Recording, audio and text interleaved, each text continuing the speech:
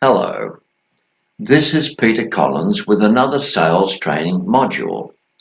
Now, I've titled this particular module Avoid Desperation Selling. And I probably should have titled it Avoid Desperation Selling because your prospects will sense it. And how true that is.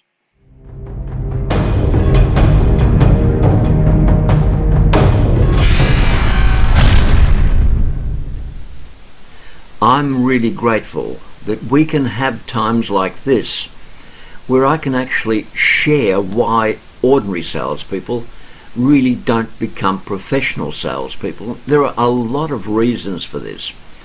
In this video, I'll share quite a few of them, and I'll bring in revelations that most people say, I didn't get that. Now I don't do that. I don't do what the professionals are doing, but now I understand why they don't do what I'm doing. Most people in sales don't get to the next level. Firstly, they don't know how to do that, and I'll tell you that over and over. But secondly, once that's been explained to them and they become aware of the time or the work involved, they usually don't want to move to the next level because they know at this stage they're finding it too hard, and yet it'll get harder as time goes on. And what salespeople very quickly learn about moving to the next level is that the learning curve is both steep and it's also mentally and physically demanding. It's like working two sales jobs. One job specifically just to gain the experience in selling and to earn an income, and then you have to spend almost as much time on a daily basis to improve your sales knowledge, to build a professional foundation for everything that you do. Now, so many people find it too hard to go down this track, and yet that's what the professionals in the top 1% have had to do year on and year on. You know, most people don't realize the top level of selling is high level experience selling. No different to a doctor that becomes a specialist, no different to an engineer that becomes a consultant to other engineers, and on it goes. Life is about building on what you already know, and if you don't put the long hours in, you don't get the better results. Now, as we go through this video, you will find a lot of things that you're currently doing that professionals won't do. You're taking the long way around in a lot of areas. They're taking the only way into those areas because it's professional both for them and for their clients. So once you get the handle on that, your ability to sell will improve, no doubt about that. But you need to know what the rules are first and stop doing what you've been doing for a long time because you don't know what else to do.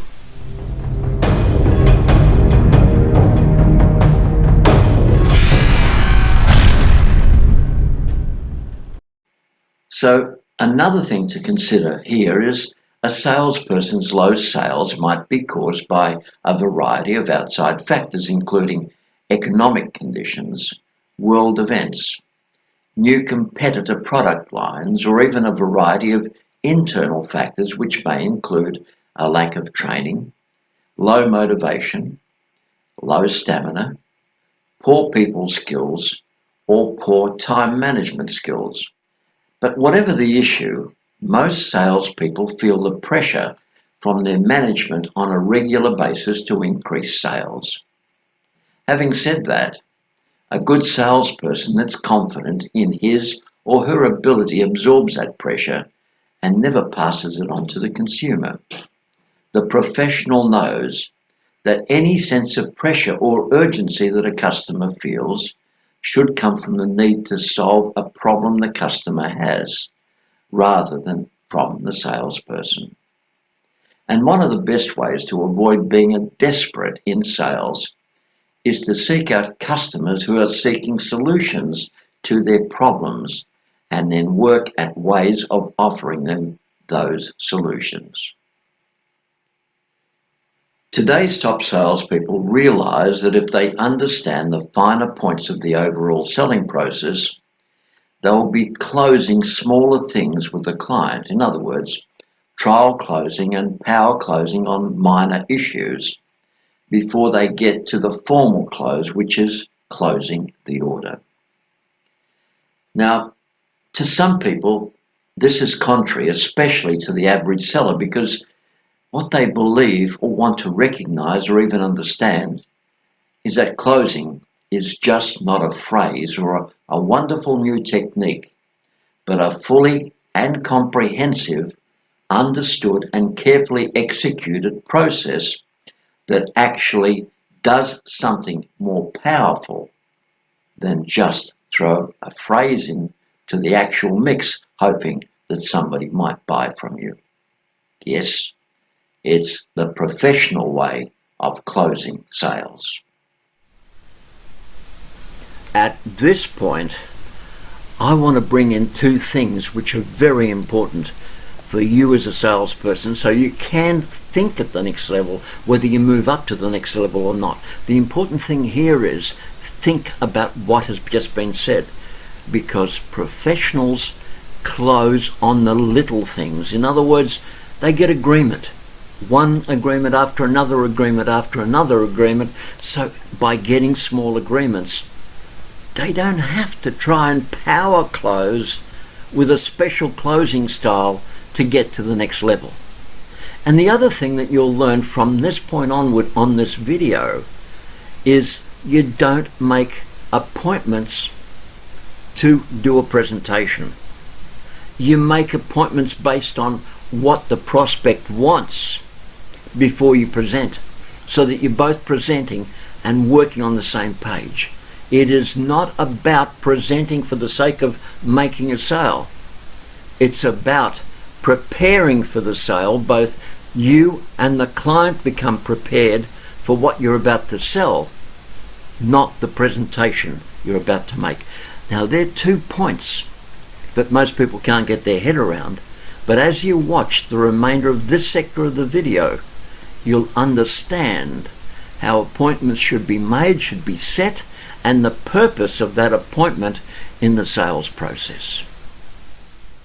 Top salespeople fully understand that they need to effectively close on an appointment of sufficient length to conduct a sales interview before the formal presentation can take place. Now, that's just the first step, because at this point, if they do not gather sufficient information for the meeting, they may not be in a position to have sufficient information to develop a presentation that is both compelling and effective. To them, closing on the meeting is merely moving forward, a commitment for the formal presentation. And it is so vital, because if the information hasn't been gathered effectively, there cannot be an effective presentation. The two work hand in glove. Professionals understand that, and those that are in sales assume that. There's a big difference between understanding and assuming, and that's what makes the difference, that the professionals understand and the non-professionals or general salespeople just assume. Please take note of that. Successful salespeople don't need to worry about closing. No, far from that. Because most professionals will tell you that once somebody gives them an appointment, they invariably assume that the sale has been made and the sale has been closed. And true professionals also understand that prospects who know that they don't need help, and there are quite a few of them, will also not give out vital details and make appointments with salespeople. Yet we have so many people which do not understand this process, insist on making appointments and taking up not only the prospect's time, but also their valuable selling time. The one thing I have to say about this is if the seller could only grasp this one point, they would begin to sell more effectively, more often, to a higher level immediately. As I said, if only the average could grasp this one point. It's that vital. Experts advise that until the prospect has been sold on the meeting or any product or service presentation, things may just turn out to be an exercise in providing information, only information to the prospect. So unless the prospect accepts the need for an interview based on a real need to investigate the product or service that may be in question, a sale can never take place. And for that reason, good salespeople know they must have a total commitment on the purpose of the meeting and the desired outcome before undertaking a formal presentation. Now, by not ensuring this in every presentation is one of the fastest ways to fail in sales. Now, if this sounds a little contradictory to you, it isn't. The setup is just as important as the sell-up. The setup is just as important as the sell-up. This is known to the professional salesperson, and that's why they earn the big dollars. The average salesperson has yet to either contemplate or appreciate this one point. And that's why you've invested in this sales training program, because I'm releasing it to you. Yes, that's why you invested.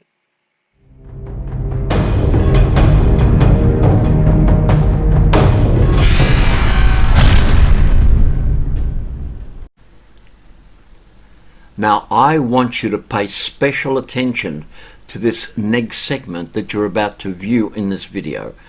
The reason why I want you to do that is because it gives you a professional platform for any future goal setting that you may want to do, may want to set, may want to achieve.